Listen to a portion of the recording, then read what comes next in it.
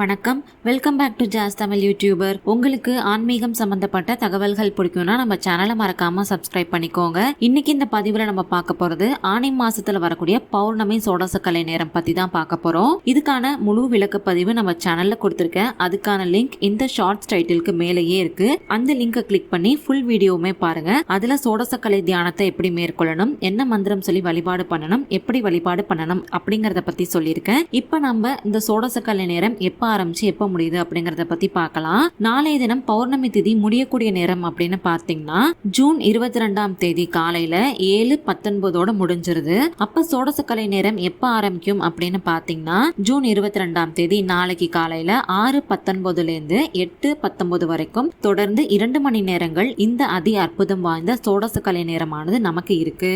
இந்த தியானத்தை நம்ம எப்படி பண்ணணும் அப்படிங்கிறதுக்கான லிங்க் கீழே இருக்கு. கிளிக் பண்ணி செக் பண்ணி பாருங்க. நன்றி, வணக்கம்.